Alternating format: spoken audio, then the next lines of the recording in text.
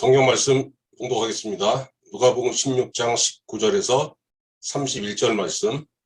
여러분들 일시정지 누르셔가지고 본문 찾으세요. 그리고 같이 읽겠습니다.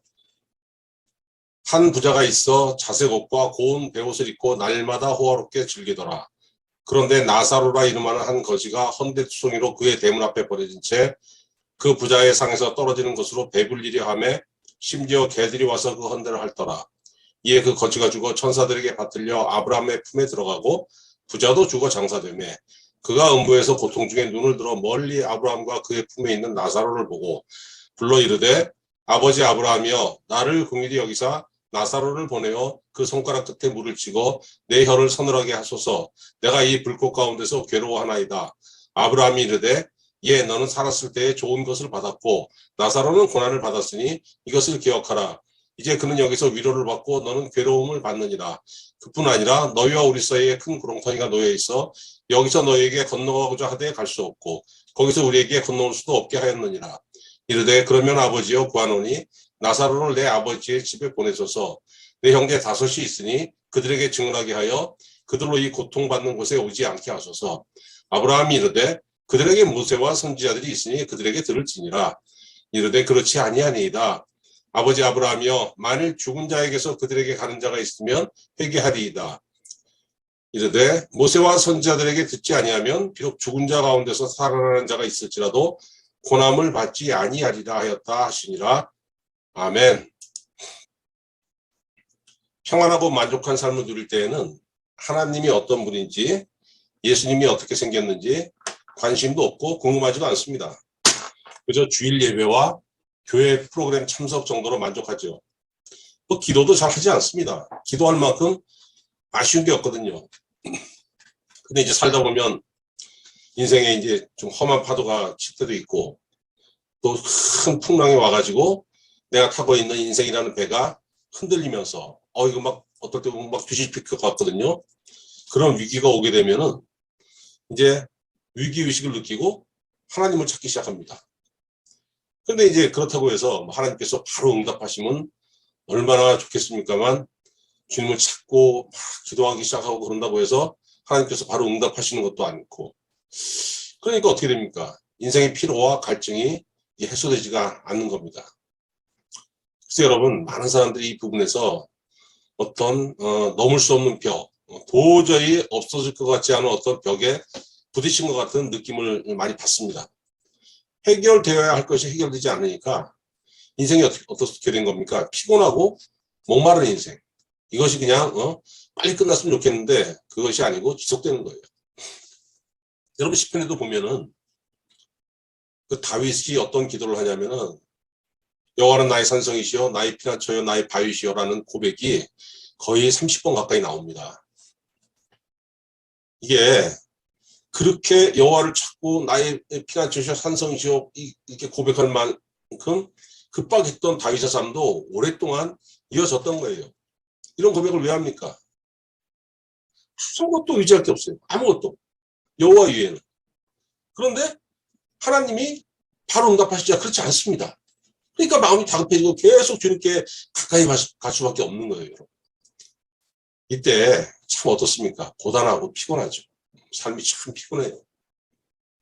근데 여러분 이걸 아셔야 돼요. 다윗은 이런 과정을 거치면서 믿음이 성숙해지고 또 단단해졌습니다. 하나님께서 성도에게 그 다윗이 겪은 것과 같은 그 연단을 겪게 하시는 건 뭐냐면은 믿음이 자라고 성숙해지기를 바라시기 때문에 우리에게 연단을 주시는 겁니다.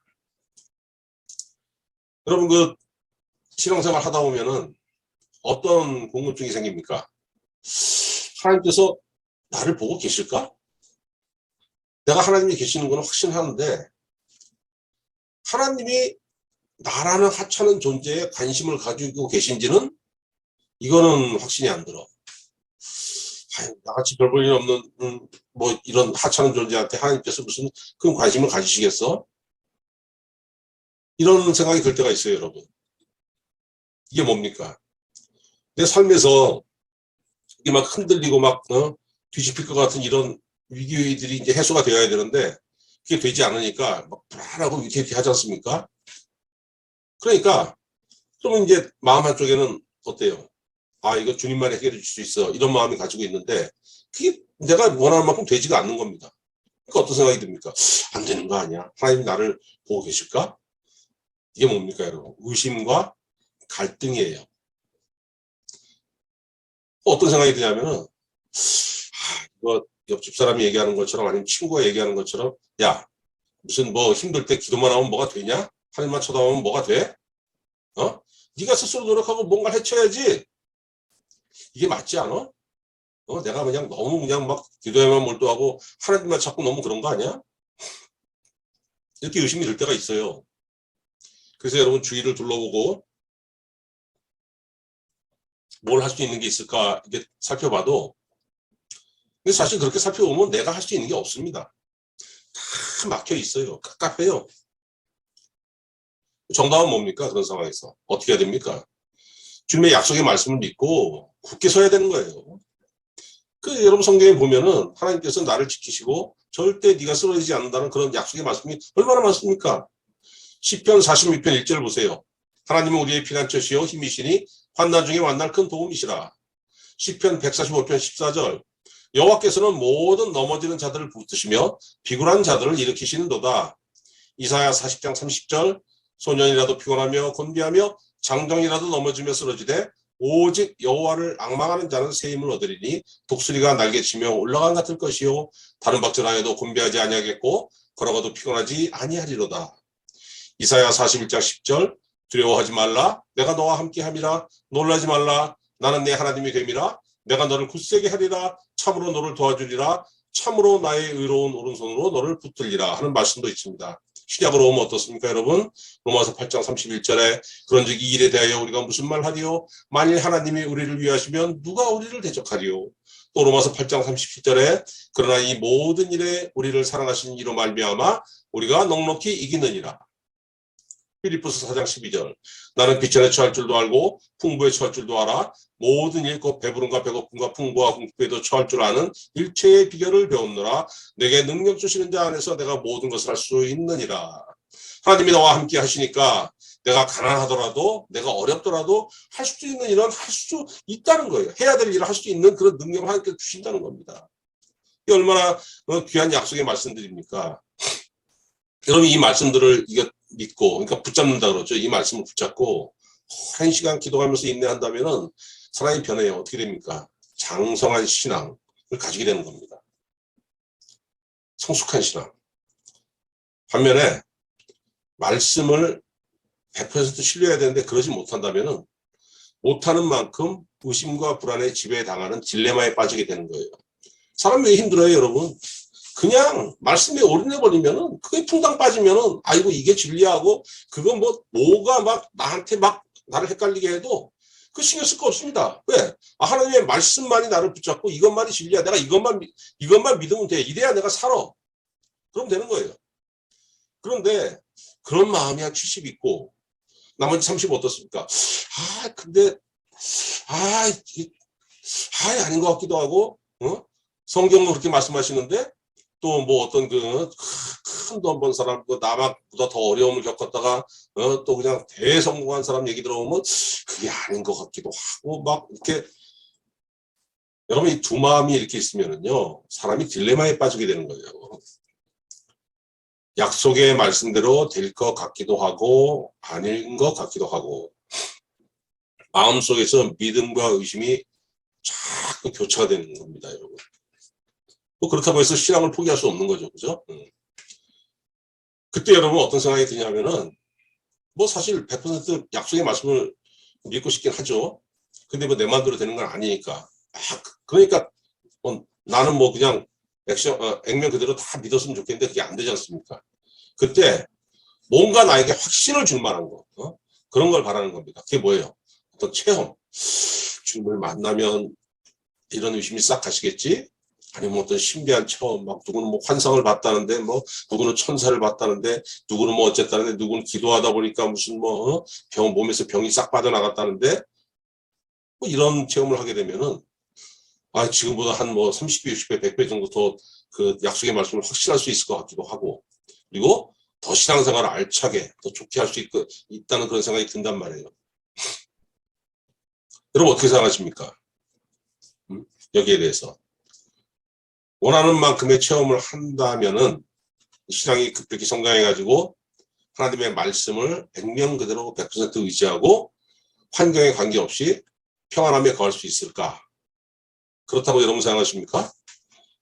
여러분 오늘 비유에서 주님이 가르치셨잖아요. 31절에 뭐라고 했습니까?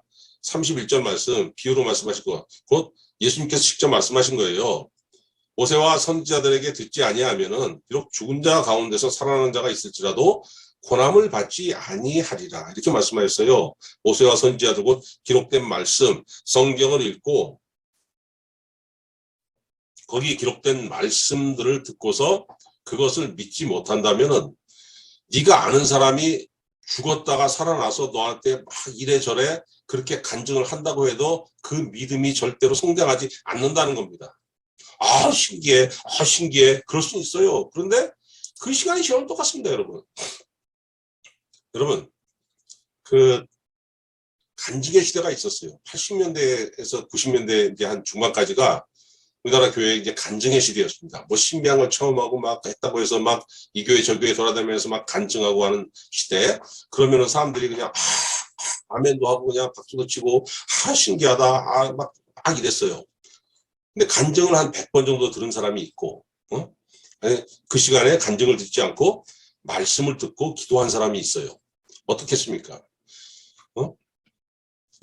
내가 어떤 간증을 듣고 아멘 하면서 막 했는데 나한테 그 간증한 사람이 당한 것과 똑같은 고난이 찾아오지 않습니까? 그런 게 생각이 안 납니다. 간증한 사람이 뭐라고 했던 게 어떡하지 안절부절 이렇게 되는 거예요. 그런데 그 시간에 간증이라든가 뭐 이런 거 무슨 뭐 신비한 거 이런 거 신경 쓴 게 아니고 말씀을 읽고 기도하고 이 말씀에 이 힘을 쏟은 사람은 어떻게 됩니까? 딱 어떤 고난이 딱 오잖아요. 어떤 예기치 못한 그런 아무런 환경이 딱 처하게 되면 어떻게 됩니까? 한숨 쉴 수 있어요. 실망할 수 있습니다. 낭망할 수 있어요. 그러나 곧 어떻게 됩니까? 맞아. 주님께서 이렇게 말씀하셨으니까 이건 반드시 내가 감당할 수 있어. 넘어갈 수 있어 하고 기도하고 그 주님을 더 붙잡게 되는 그 힘이 된다는 겁니다, 여러분.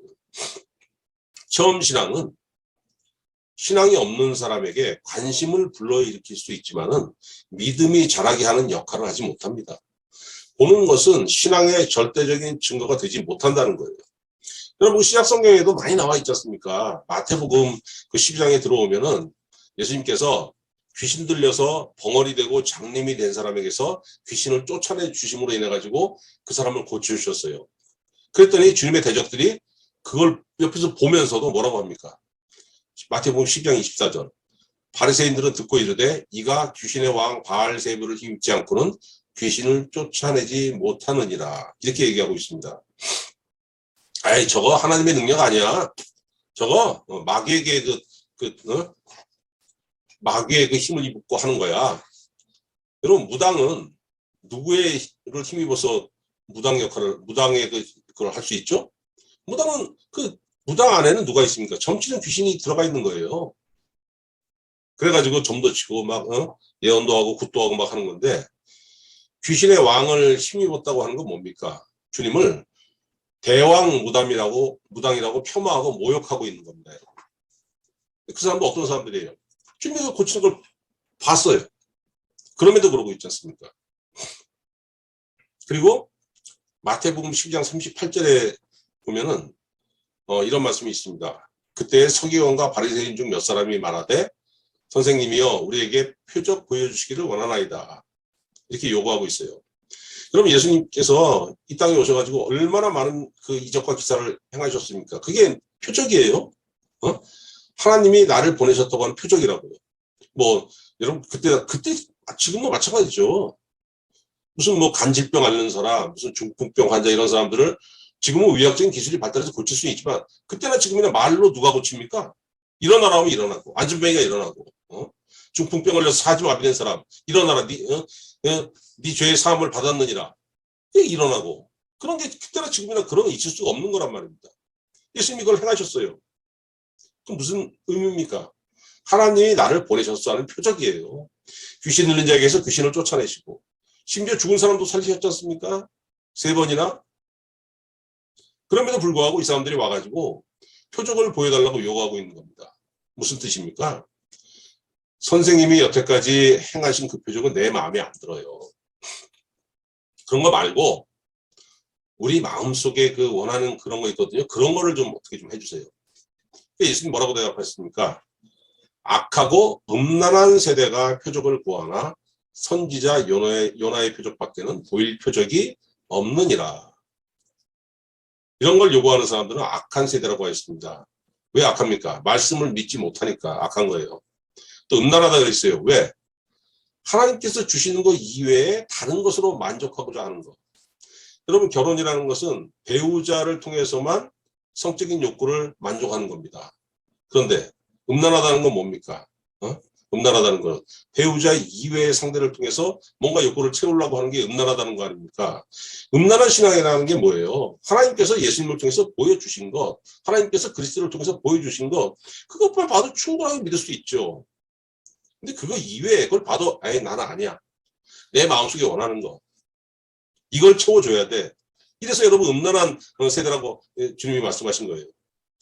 그런 사람들에게 예수님은 어떤 분입니까? 메시아라는 거는 내가 원하는 욕구를 채워주는 자. 이거 아니면은 별걸 다 보여줘도 나는 난 믿을 수 없어. 이렇게 얘기하고 있는 겁니다, 여러분. 또 요한복음 11장에 가면은 예수님이 뭘 하셨습니까? 죽은 나사로를 살리셨잖아요. 여기서 난리가 났죠. 와, 죽은 자가 살아났어 해가지고 난리가 났는데 그 와중에 또 어떤 사람들이 있습니까? 예수님께서 나사로를 살리신 일로 인해 가지고 오히려 예수님을 죽이려고 했습니다. 예수님만 죽이려고 한 게 아니고 그 죽음에서 되살아난 나사로까지 같이 죽이려고 했습니다. 요한복음 11장 53절에 이날부터 그들이 예수를 죽이려고 모의하니라. 그리고 요한복음 12장 10절에 가니까 대제사장들이 나사로까지 죽이려고 모의하니 나사로 때문에 많은 유대인이 가서 예수를 믿음이러라. 그래서 여러분, 신앙의 모든 것들은 진실함이 기본에 깔려 있어야 되는 거예요. 그렇지 않습니까? 신앙에서 요구하는 게 뭡니까? 기도해야지, 뭐 해야지. 이런 것들 할 때는 진실함이 있어야 되는데 이 믿음이 없으니까 이런 것들이 어떻게 되는 겁니까? 진실함으로 이런 걸 수행하는 게 아니고 이런 것들로 자기 자랑거리를 삼으려고 하는 그 도구로 전환시킨다는 겁니다. 여러분 마태복음 6장 2절에 예수님 뭐라고 하십니까? 구제할 때에 외식하는 자가 사람에게서 영광을 받으려고 회당과 거리에서 하는 것 같이 너희 앞에 나팔을 불지 말라. 진실로 너희에게 이르노니 그들은 자기 상을 이미 받았느니라. 하나님을 경외하는 마음으로 가난한 자를 구제하라는 거예요. 왜? 마태복음 22장 37절에서 40절 보면 예수님 뭐라고 했습니까? 가장 으뜸 계명이 하나님을 사랑하라. 그 다음 계명이 뭡니까? 두 번째 계명이 내 이웃을 내 몸과 같이 사랑하라. 이것이 율법과 선지자라고 주님 말씀하시잖아요. 구제는 내가 하나님을 사랑합니다 고백하는 것과 같은 그런 진실됨으로 형제를 사랑하는 마음으로 해야 되는 거예요. 근데 믿음이 없으니까 이걸 뭘로 전락시킵니까? 어차피 하나님 앞에서 내가 이걸 무슨 인정받으려고 이건 물건 갖고 그냥 나 이런 사람이야. 사람에게 보이고 사람에게 아이고 대단하십니다. 굉장히 자비로운 분이네요. 이 칭찬을 받고 싶은 거죠. 또 마태복음 6장 5절에 예수님 뭐라고 했습니까? 너희는 기도할 때 외식하는 자와 같이 하지 말라. 그들은 사람에게 보이려고 회당과 큰 거리 여기에 서서 기도하기를 좋아하느니라. 내가 진실로 너희에게 이르노니 그들은 자기 상을 이미 받았느니라. 기도. 누구와 대화하는 겁니까? 하나님께 내 안에 있는 것들을 쏟아 놓는 자리예요. 그러니까 내가 하나님한테 말을 할 수 있는 자리고 또 하나님께서 나에게 말씀하시는 걸 듣는 자리가 바로 기도 시간입니다. 근데 하나님께서 내 기도를 들으신다는 믿음이 없거든. 그리고 하나님께서 나에게 응답하신다는 그런 믿음도 없어요. 어떻게 됩니까? 사람 많은 데 가가지고 그냥 그렇게 그때는 했나 봐요. 그렇게 막 회당과 큰 거리 여기 있어서 서가지고 막 하늘을 우러러보고 기도하는 거죠. 예수님 뭐라고 했습니까? 골방에 들어가서 기도하라고 했잖아요. 아무도 모르는 자리에 가가지고. 왜? 하나님만 들으면 됐지. 하나님만 네 기도를 듣고 하나님만 네 기도에 응답하시면 되는 거지. 금식도 있죠. 6장 16절에.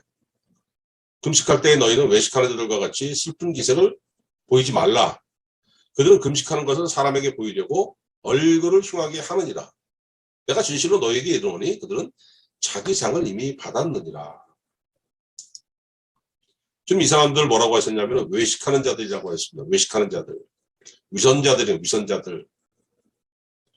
하나님 앞에서 진실하게 임해야 하는 신앙의 행위들조차 자신의 정욕을 채우는 도구로 변질시켰다는 거예요. 왜 그렇습니까, 여러분? 믿음이 없어서 그런 거예요. 믿음이 없어서. 여러분, 믿음이 있다는 게 뭘 믿는 겁니까? 하나님의 약속의 말씀을 믿는 거예요. 하나님의 약속은 어디서 옵니까? 하늘에서 오는 거예요.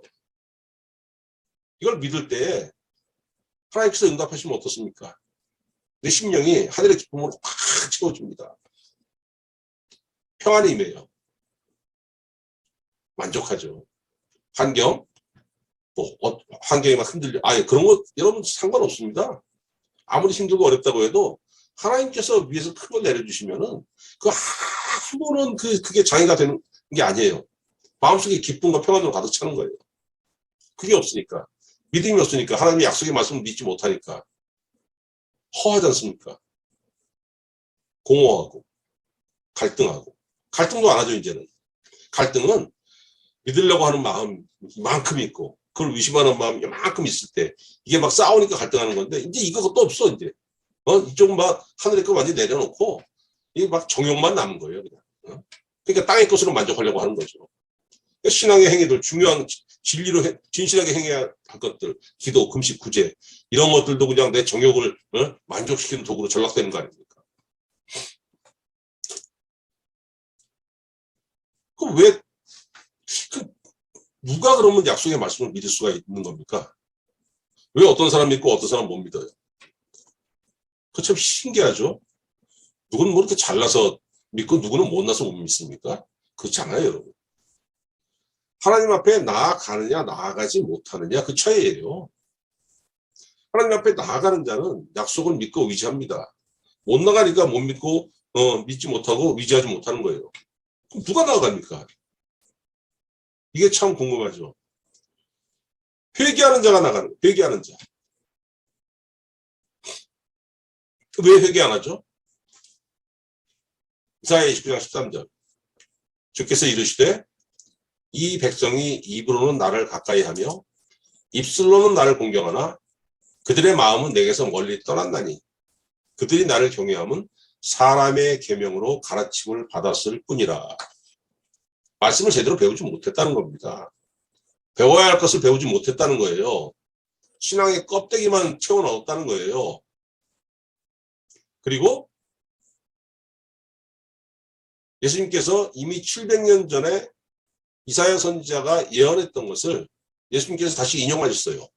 마태복음 15장 7절에 외식하는 자들아 이사야가 너희에 관하여 잘 예언하였도다. 이르시되 이 백성이 입술로는 나를 공경하되 마음은 내게서 멀도다. 사람의 계명으로 본을 삼아 가르치니 나를 헛되이 경배하는도다 하였느니라. 이사야 시대에 불경한 자들, 이사야 시대에 믿음이 없는 자들, 이사야 시대에 외식하는 자들이 주님의 때에도 있었고 이사야 시대에 하나님의 약속을 믿지 않았던 사람들이 예수님 시대에도 주님의 약속을 믿지 않았다는 거예요. 그리고 그 사람들은 언제까지 이어집니까? 지금까지요, 지금까지. 누군 믿고 누군 안 믿고, 누군 회개하고 누군 회개 안 하고.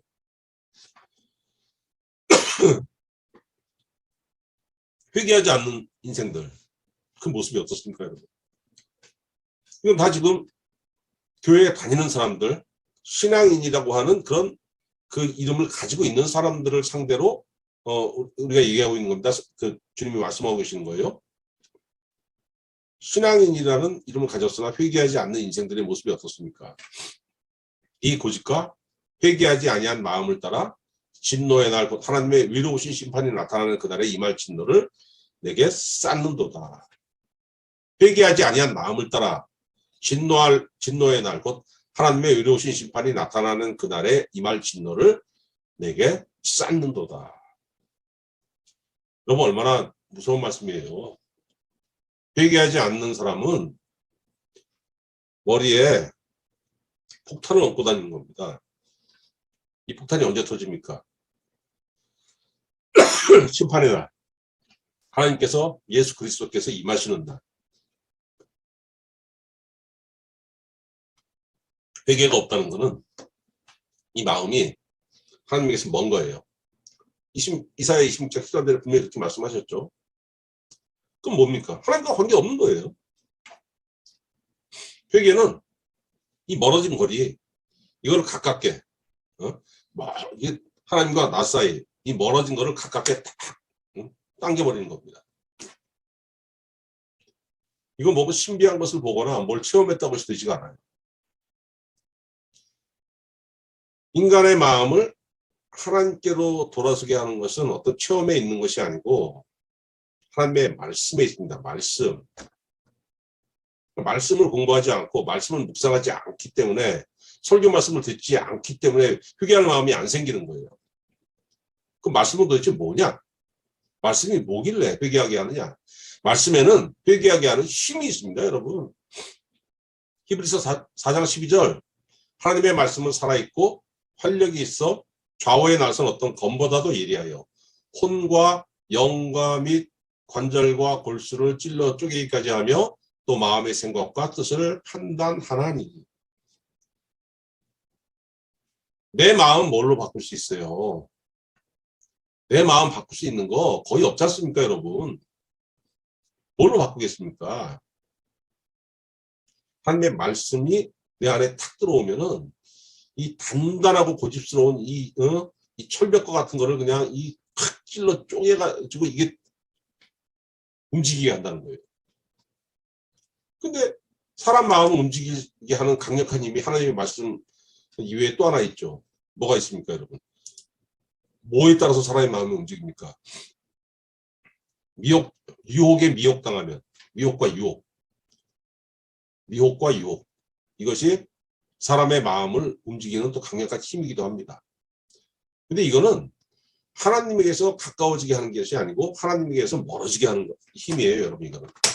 그래서 모세가 이스라엘 백성들에게 벌써 경고합니다. 신명기 10장 4절에 보니까 그가 너의 아들을 유혹하여 그가 여호와를 떠나고 다른 신들을 섬기게 함으로 여호와께서 너에게 진노하사 갑자기 너희를 멸하실 것임이니라.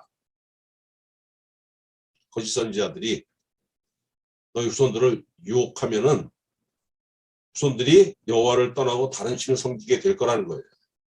뭐가 찾아옵니까? 멸망이 찾아오죠. 그리고 마음이 미혹되면은 어떻게 됩니까? 말씀이 내 안에 들어왔어요. 그럼 말씀은 가만히 있는 게 아닙니다, 여러분. 예수님께서 마태복음 13장 씨 뿌린 자의 비유에 말씀하셨잖아요. 말씀이 씨예요. 씨라는 거는 심겨지면은 자라는 겁니다. 열매가 맺히는 거예요. 미혹되면 이걸 방해해요. 마태복음 13장 22절 가시떨기에 뿌려졌다는 것은 말씀을 들으나 세상의 염려와 재물의 유혹에 말씀이 막혀 결실하지 못하는 자요. 뭐에 말씀이 막혔다고요? 세상의 염려, 재물의 유혹, 말씀이 막혀. 그래서 여러분 미혹되면 어떻게 됩니까? 신앙에서 떠나게 됩니다. 디모데전서 4장 1절 성령이 밝히 말씀하시기를 후일에 어떤 사람들이 믿음에서 떠나 미혹하는 영과 귀신의 가르침을 따르리라 하셨느니라. 미혹하는 영과 귀신의 가르침. 여기 미혹되니까 귀신의 가르침이 미혹되니까 믿음에서 떠나게 되더라는 거예요. 디모데전서 6장 9절 부하려 하는 자들은 시험과 올무와 여러 가지 어리석고 해로운 욕심에 떨어지나니 그 사람으로 파멸과 멸망에 빠지게 하는 것이라. 돈을 사랑함이 일만하게 뿌리가 되나니 이것을 탐내는 자들은 미혹을 받아 믿음에서 떠나 많은 근심으로 자기를 찔렀도다. 돈을 사랑함이 탐심을 이루고 미혹을 받아서 믿음에서 떠나 많은 근심으로 자기를 찔렀도다. 돈을 사랑했더니 마귀가 틈타고 들어와서 내 마음을 유혹하고 어지럽게 한다는 거죠. 그랬더니 어떻게 됩니까? 이게 근심이 돼가지고 나를 찌르는 칼이 됐다는 거예요. 그러나 여러분, 회개하게 하는 힘인 이 말씀, 이 복음이 이제 사람의 심령에 역사하면 어떤 일이 생깁니까? 믿음에 서게 된다는 거예요. 믿음에. 로마서 1장 17절 복음에는 하나님의 의가 나타나서 믿음으로 믿음에 이르게 하나니 기록된 바 오직 의인은 믿음으로 말미암아 살리라 함과 같으니라. 복음에는 하나님의 의가 나타나서 믿음으로 믿음에 이르게 하나니. 여러분 복음을 받아들이면은 말씀을 받아들이면은 하나님께서 인정하십니다. 어떻게 옳다고 인정하시는 거예요. 이 사람은 예수 그리스도를 구주로 믿는 믿음을 갖게 되는 겁니다. 그 믿음을 갖게 된다는 건 뭐냐면은 말씀을 따라 쭉 산다는 거예요. 그러면은 말씀의 주인이신 하나님이 그 사람을 어디로 인도하십니까? 믿음의 목표인 성숙한 신앙의 자리로 인도하시는 거예요. 그래서 여러분 믿음으로 믿음에 이르게 한다고 분명히 말씀하셨지 않습니까? 성숙한 신앙에 서게 되면 어떻게 되는 겁니까? 이사야 26장 3절 주께서 심지가 견고한 자를 평강하고 평강하도록 지키시리니 이는 그가 주를 신뢰함이니이다. 복음으로 믿음에 다 굳게 서면 어떻게 되는 겁니까? 하나님과 예수 그리스도를 신뢰하잖아요. 그럼 주님이 그 사람을 평강하고 평강하도록 지키신다는 거예요. 심지가 견고한 사람 아닙니까? 오직 약속의 말씀만 믿고 환경 바라보지 않고 주여 믿나이다. 주님만 따르겠나이다. 얼마나 심지가 견고해요. 평강하도록 지키신다는 거예요. 어떤 환경에 와도 흔들리지 않는다는 거예요. 여러분 왜 힘들어요? 흔들리니까 힘든 겁니다. 그래서 여러분 믿음이 없을 때는 마음이 막 흔들려요. 사람은 뭔가 의지할 것이 필요하거든요. 믿음이 있으면은 말씀을 의지하는데 말씀을 의지한다는 건 하나님을 의지하는 거잖아요. 보이지 않는 하나님을 의지하고 믿음이 없으니까 눈에 보이는 것이 필요해요. 여러분 믿음이 없다는 거는 보이는 것이 필요하다는 얘기입니다. 그래서 여러분 옛날에는 뭘 의지했습니까? 만든 우상, 돌이나 나무로 깎아 만든 우상을 놓고서 비나이다 하고 현대에는 물질 우상에 의지하지 않습니까? 물질 우상.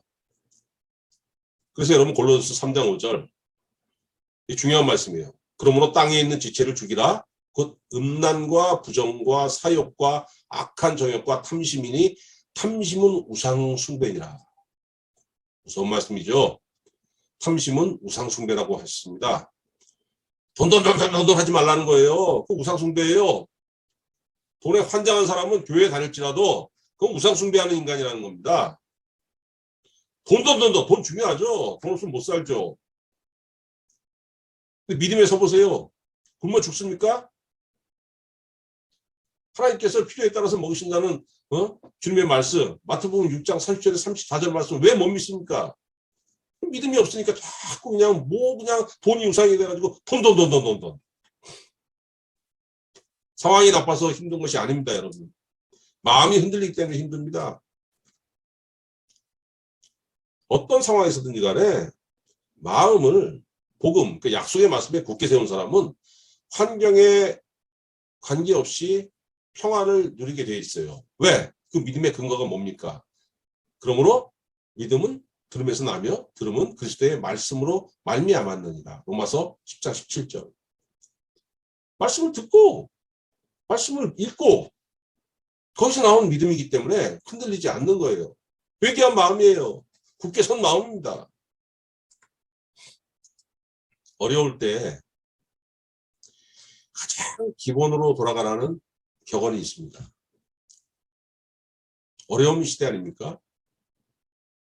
자신의 삶이 힘들어서 죽을 지경이면은 땅이 꺼지도록 한숨 한번 쉬고 푸념도 좀 하고 눈물도 좀 찔찔 짜고 뭐 하세요. 그렇게 필요합니다. 눈물을 눈물 흘리면서 통곡할 때 이게 마음이 좀 이렇게 뱉어내야 될 것들을 뱉어내지게 되는 거고 한숨 쉴 때 이게 뱉어내지게 되는 거예요. 걸로 끝나면 안 되죠. 어떻게 해야 됩니까? 신앙의 가장 기본인 말씀을 붙잡고 기도하는 시간을 가져야 되는 거예요. 하루 종일 그렇게 살면 물론 뭐 그렇게 그걸 여러분 권하는 게 아닙니다. 그 시간이 반드시 있어야 된다는 거예요. 다행히 시대가 좋아서 마음만 먹으면은 매일 여러 편의 설교를 들을 수가 있어요. 하루에 그냥 설교 2편 듣는 사람하고 일주일에 한 번 듣는 사람하고 이게 5년, 10년이 지났을 때 그 차이가 얼마나 크겠습니까? 여러분 말씀을 묵상할 때, 말씀을 들을 때, 그리고 기도할 때 주께서 여러분의 마음을 믿음으로 굳게 세우셔서 어떠한 환경, 어떠한 조건에 관계없이 여러분을 평안에 거하게 하신다는 거예요. 여러분의 신앙은 여러분 보는 거에 있지 않냐고 어떠한 조건에 있지 않냐고 오직 어디에 있습니까? 여러분이 듣고 묵상하는 말씀에 있게 된다는 거예요. 이 신앙, 이 믿음, 이 평안함이 여러분의 삶에 충만하시기를 주님의 이름으로 축원합니다. 아멘. 여러분 같이 이 설교 듣고 나서 개인적으로 기도하는 시간을 갖고 마치시기를 당부합니다. 마치겠습니다.